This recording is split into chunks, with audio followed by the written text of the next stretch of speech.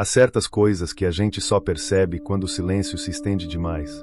Quando morei no edifício Marfim, um prédio antigo no centro da cidade, comecei a notar que o silêncio ali tinha algo de estranho, como se não fosse natural, como se escondesse alguma coisa.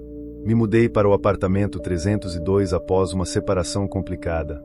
Precisava recomeçar, e aquele lugar barato parecia o suficiente.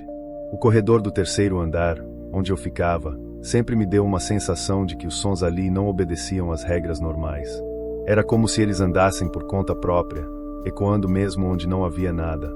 Já na primeira noite, ouvi passos no corredor por volta das 2 da manhã. Até aí, tudo bem, poderia ser qualquer vizinho.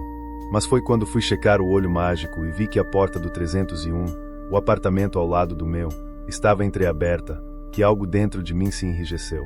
Na imobiliária, haviam sido bem claros, o 301 estava vazio havia mais de 3 anos. Vazou por causa de um problema de encanamento, me disseram. Mas alguém, ou alguma coisa, andava por lá como se nunca tivesse saído. Na manhã seguinte, tentei não dar importância. Atribuí o que ouvi ao cansaço da mudança, ao estresse acumulado, ao fato de estar dormindo em um lugar novo, sozinho e cheio de memórias que ainda me seguiam como sombras. Mas aquela porta entreaberta não saía da minha cabeça. Quando voltei do mercado, passei propositalmente mais devagar pelo corredor, fingindo procurar as chaves no bolso.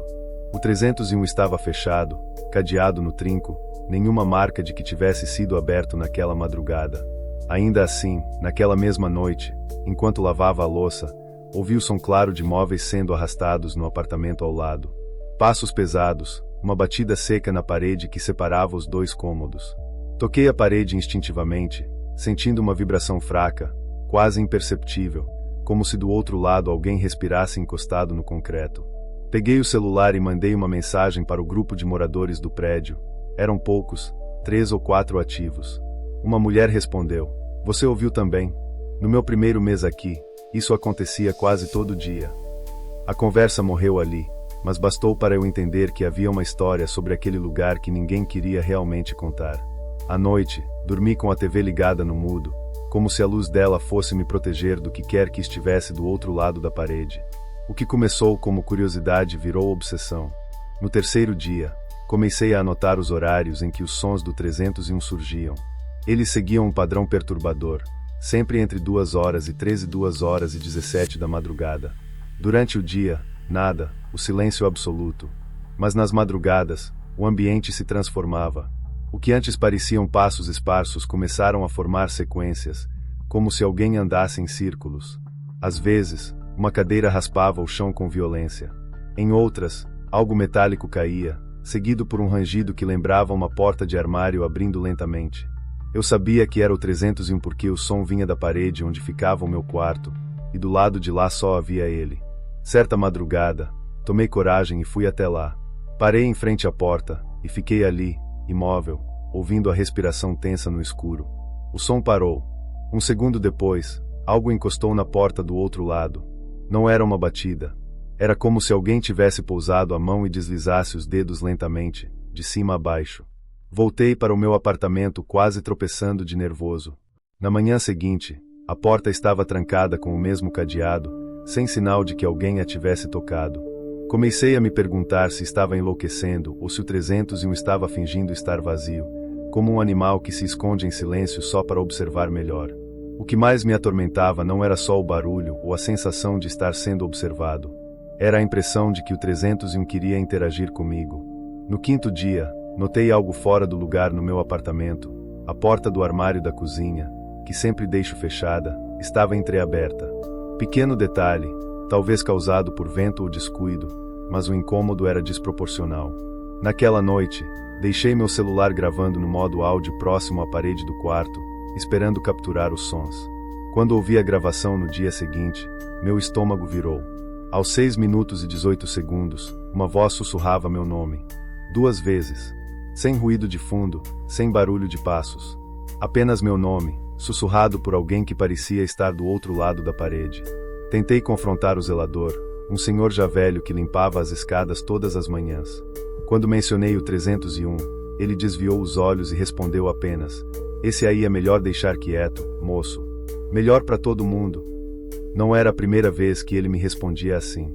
Comecei a notar que as pessoas evitavam o assunto como se falar sobre o apartamento pudesse ativá-lo, como se houvesse algo adormecido ali dentro, esperando ser notado. E eu já tinha notado. Na noite seguinte, decidi acender todas as luzes da casa. Cada cômodo, cada canto. Tranquei as janelas, revisei cada tranca. Deitei com a luz do abajur acesa e fones de ouvido, tentando abafar o mundo. Eram 2:05 quando senti a cama vibrar, como se alguém tivesse batido com força na parede atrás dela. Tirei os fones num pulo. Outro som veio logo em seguida, uma espécie de arranhado. Primeiro fraco, depois intenso, depois desesperado, como se alguém estivesse tentando abrir um buraco na parede com as próprias unhas. Cheguei a gritar pedindo para parar, mesmo sabendo que isso era inútil. Fui até a sala, e naquele momento, o disjuntor caiu. Tudo apagou. O prédio inteiro ficou às escuras, só que eu sabia que aquilo não tinha sido acidental. Porque do 301, mesmo no escuro, vi uma luz acender. Uma luz amarelada, fraca, como de velas ou de uma televisão antiga. A porta estava fechada, mas pelas frestas de baixo, sombras passavam. Senti cheiro de mofo, mas um mofo doce, como se misturado com flores secas e madeira apodrecida. Uma combinação que não deveria existir. Tentei filmar, mas meu celular travou. Nada funcionava. Voltei ao meu quarto e esperei a luz voltar, sem dormir, sem mexer um músculo, como se qualquer movimento meu pudesse chamar a atenção do que quer que estivesse me observando. No dia seguinte, minha parede tinha marcas. Pequenos riscos, paralelos, como feitos com pontas de unha ou algum objeto fino. Não tive coragem de tocar. Liguei para a imobiliária e pedi a troca de apartamento, qualquer outro, mesmo menor. Aleguei infiltração, problemas elétricos, qualquer desculpa. A atendente hesitou, depois respondeu com um tom estranho. O senhor está no 302, certo? Olha, me deixa ver aqui, mas acho que, bom, só me dá até amanhã. Aquilo me deu a certeza de que sabiam.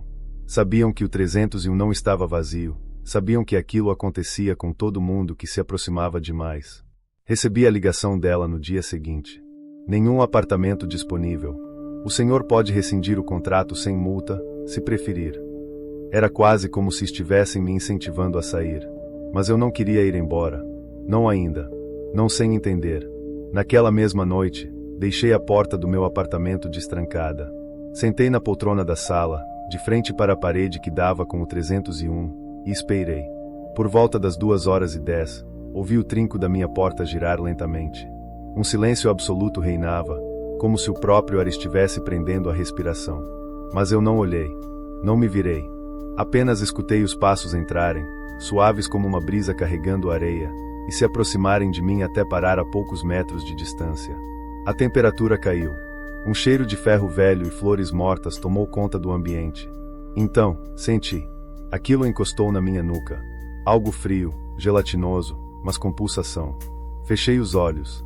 E não lembro de mais nada. Acordei na manhã seguinte deitado no chão da sala, como se tivesse desmaiado. A porta ainda estava fechada, mas a maçaneta marcada com 4 dedos, levemente queimados. Como se alguém com a pele corroída tivesse tentado abrir por dentro. Não contei a ninguém. Apenas arrumei minhas coisas e fui embora 2 horas depois, sem dar satisfação à imobiliária ou a qualquer vizinho. Até hoje, quando passo por aquela região da cidade, evito olhar para cima. Mas às vezes, sem querer, meus olhos são puxados para aquele prédio, para a janela do 301, onde juro por tudo que vi, mais de uma vez, uma figura parada atrás da cortina. Imóvel, observando, como se ainda estivesse esperando algo de mim. Desde então, nunca mais consegui dormir com a luz apagada. E às vezes, quando o silêncio se estende além do normal, eu escuto. Do outro lado da parede, alguém ainda caminha em círculos. Me pergunto se era um antigo morador, ou algo que só existe ali, preso entre as paredes, esperando por quem ousa escutar. Será que fui o último, ou apenas o próximo? Às vezes, os ecos de um lugar permanecem muito depois que todos se foram. Eles ficam, escondidos nas paredes e no ar, esperando por alguém ousado o suficiente para escutá-los. Eu sei disso porque vivi essa experiência, e por mais que tente, nunca consegui deixar de ouvir os sussurros daquela casa. Essa história, bem, não tem uma explicação lógica. E talvez seja exatamente isso que a torna ainda mais aterrorizante. Se você está aqui, não é curioso, é porque busca histórias que desafiam a razão, e a minha é uma delas. Eu sou o único que sabe o que aconteceu naquela casa, mas mesmo assim, tudo o que posso oferecer são mais perguntas do que respostas. O mais perturbador é que até hoje, ninguém sabe o que realmente aconteceu ali. E eu não tenho certeza se algum dia vou saber. Era uma casa antiga, nas profundezas de um bairro esquecido. A cidade parecia ter se distanciado dela ao longo dos anos, mas, por algum motivo, ela ainda estava de pé, observando tudo à sua volta. Eu não estava sozinho. Meu irmão, Marcos, e uma amiga nossa, Beatriz, decidiram passar o fim de semana em uma espécie de fuga, longe da rotina estressante. Era o tipo de decisão impulsiva que parece boa na hora, mas que se transforma em uma memória macabra depois que você conhece os segredos de um lugar. Não sabíamos, na época, que aquela casa nunca deveria ter sido habitada. Era como se algo estivesse esperando por nós, como se fossemos exatamente as pessoas que ela queria para revelar sua verdadeira face. O primeiro sinal de que algo estava errado veio logo após o crepúsculo. A casa estava silenciosa demais. O tipo de silêncio que parece denso, como se estivesse tentando engolir os sons ao redor. Eu nunca tinha visto nada igual. Marcos tentou fazer uma piada, como de costume, mas o som da sua voz parecia ser absorvido pelas sombras. Beatriz, que era sempre cética, tentou ignorar o desconforto que já começava a tomar conta de todos nós. Ela ria, fazia brincadeiras, mas não demorou muito para que as pequenas coisas começassem a se encaixar de maneira desconcertante. O ar na casa ficava mais pesado à medida que a noite avançava. Não era o calor da cidade, era algo diferente, algo com uma presença densa, inusitada. O pior veio depois. Marcos, ao explorar o andar superior, encontrou uma porta escondida, uma pequena entrada atrás de uma estante no corredor. Ele chamou Beatriz, juntos, tentaram abrir. A porta estava trancada, mas havia algo que os atraía para ela. Algo inexplicável. Quando finalmente conseguiram forçar a fechadura, o ambiente parecia, congelado, como se aquela sala tivesse sido deixada intacta por décadas. Mas o mais estranho não era o quarto em si, mas o que estava em cima da mesa, no centro da sala, um caderno, envelhecido e amarelado, como se estivesse aguardando por alguém. Com a mão trêmula, Marcos pegou o caderno. Ele parecia ter uma mensagem escrita nas primeiras páginas, mas antes que pudesse dizer qualquer coisa, as lâmpadas começaram a piscar, e um som baixo, como um sussurro, se espalhou pelo ambiente. A pressão no ar aumentou de uma maneira assustadora. Eu não sei o que aconteceu com Beatriz. Quando as luzes voltaram ao normal, ela estava lá, mas não parecia ela mesma. Havia algo em seus olhos, algo vazio. Ela começou a olhar fixamente para o caderno que Marcos segurava, e então uma sensação de frio cortante tomou conta de nós. Não conseguíamos mais respirar com facilidade. O ar ficou pesado. As sombras nas paredes começaram a se mover, e uma sensação de que estávamos sendo observados se tornou insuportável. Marcos tentou sair da sala, mas a porta não abriu. Estávamos presos. Eu comecei a ouvir algo. Não um som, mas uma presença, algo que se arrastava nas sombras, algo que não deveria existir. A tensão estava insuportável, e quando finalmente conseguimos sair daquela sala, eu não conseguia mais distinguir a realidade daquilo que estava acontecendo. Beatriz não falava. Marcos estava agitado. E eu mal conseguia manter meus olhos abertos. Na manhã seguinte, decidimos ir embora. Não falamos muito sobre o que aconteceu, mas sabíamos que não seria o fim. Algo estava nos seguindo. Durante a viagem de volta, eu sentia uma pressão crescente no peito, como se alguém estivesse me observando, mas eu não sabia quem ou o que. Em casa, ao tentar esquecer tudo, percebi que o caderno ainda estava comigo, como se tivesse sido colocado no meu bolso sem que eu percebesse. Quando o abri, a escrita nas páginas estava diferente. Não estava mais em letras legíveis. Era como se estivesse se transformando, mudando à medida que eu olhava para ele. Eu não sabia se era minha mente brincando comigo ou se algo estava realmente tentando se comunicar. O tempo passou, mas a sensação de ser observado nunca foi embora. As sombras sempre estavam mais próximas. Beatriz e Marcos desapareceram da minha vida, e eu nunca mais os vi. Até hoje, eu me pergunto o que aconteceu com eles naquela casa. Será que o que vi foi real? Ou fomos apenas peças de um jogo que não entendemos? O que eu sei é que, até hoje, a casa permanece lá, vazia, mas com algo que parece esperar por mais visitantes. Eu não sei se quero que alguém descubra a verdade, ou se é melhor que esse mistério continue guardado. O que será que está aguardando, escondido nas sombras da casa? E mais importante, quem será o próximo a se perder dentro de suas paredes? Às vezes, o que nos acompanha não está exatamente onde esperamos. O medo, a dúvida, a angústia, eles se escondem, esperando o momento certo para se revelar. Nunca fui uma pessoa supersticiosa, mas o que aconteceu naquela casa, há alguns anos, me fez questionar tudo o que eu sabia sobre o que é real. Não posso explicar o que vi, mas posso contar o que vivi. E, sinceramente, eu preferia ter deixado esse mistério enterrado.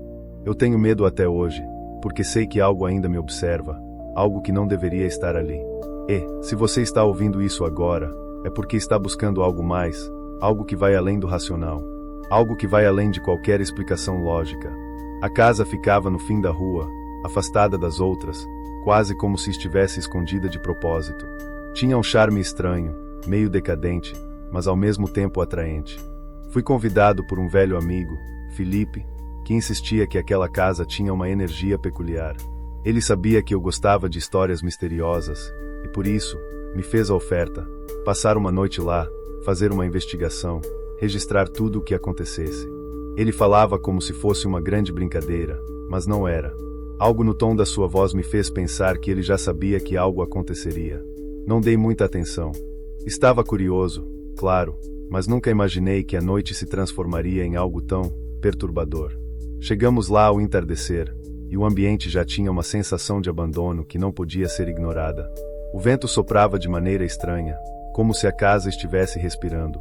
Felipe, como sempre, estava animado, já começando a explorar cada canto da casa, dizendo que era apenas a vibe dela que causava aquele desconforto. Mas eu sentia que algo estava errado. A sala principal tinha um grande retrato na parede. O quadro estava empoeirado, mas a pintura era clara, um homem de expressão severa, vestindo roupas antiquadas, observando a cena com um olhar vazio. O que me incomodou não foi a pintura em si, mas o fato de que, por mais que a luz da sala se movesse, os olhos do homem pareciam seguir você. Eu não estava enganado, eles se moviam, lentamente, mas se moviam. À medida que a noite caiu, as coisas começaram a se intensificar.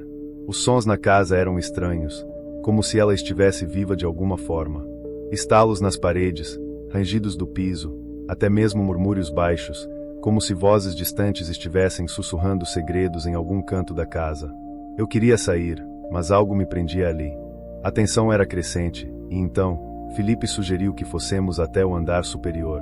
Era ali, no corredor apertado, que a sensação de pavor ficou insuportável. A casa parecia apertar ao nosso redor, como se estivesse nos consumindo, um pedaço de cada vez. Quando chegamos ao quarto de hóspedes, a atmosfera era ainda mais pesada, e, ali, a luz da lanterna revelou algo ainda mais perturbador, uma nova pintura na parede. Um retrato idêntico ao anterior, mas agora o homem parecia estar sorrindo. Um sorriso grotesco, que parecia distorcido, como se tivesse sido forçado a aparecer. E as sombras em torno da pintura começaram a se mover. Eu tentei olhar para outro lado, mas a sensação de ser observado era insuportável. Felipe estava parado, olhando fixamente para o quadro, como se hipnotizado. Eu tentei puxá-lo, mas algo o mantinha lá, imóvel. Ele não se mexia. Quando toquei seu ombro, ele se virou lentamente para mim. Pela primeira vez, eu vi o que estava acontecendo. Os olhos de Felipe estavam completamente vazios, como se ele tivesse perdido todo o brilho, e sua expressão era agora aquela do homem do quadro. Eu não conseguia entender o que estava acontecendo, mas senti que algo dentro daquela casa estava começando a tomar controle. A temperatura caiu drasticamente, e o sussurro das vozes se tornou mais alto, mais próximo. Era como se a própria casa estivesse tentando engolir tudo e todos que se aproximassem. Eu sabia que algo estava errado, mas a sensação de pânico não me deixava agir. As sombras se estendiam pelo chão e pelas paredes, como se fossem entidades próprias, e o retrato, agora, o sorriso do homem havia se tornado um sorriso de vitória. Ele havia vencido. Eu finalmente consegui arrastar Felipe para fora do quarto, mas as vozes não paravam. Elas estavam em minha cabeça, em meu corpo, como se estivesse sendo tocado por algo invisível. Corremos para a porta, mas ela não abria. Não havia mais como escapar. Felipe estava agitado, repetindo palavras que eu não conseguia entender, como se estivesse tentando falar com algo que só ele podia ver. Eu não sabia o que fazer, só sabia que não poderia ficar ali mais tempo. Finalmente, a porta se abriu sozinha, e fomos embora, sem olhar para trás. Até hoje, o retrato daquele homem me persegue. Não sei o que aconteceu com Felipe depois daquela noite. Nunca mais o vi. Não sei se ele ainda está lá, na casa, ou se algo mais o tomou de vez. O que eu sei é que algo naquela casa nunca deveria ter sido revelado, e que o retrato, ou o homem por trás dele, ainda espera, esperando que outros venham, esperando que alguém seja tolo o suficiente para entrar novamente. Eu sei que a casa está vazia agora, mas e as sombras?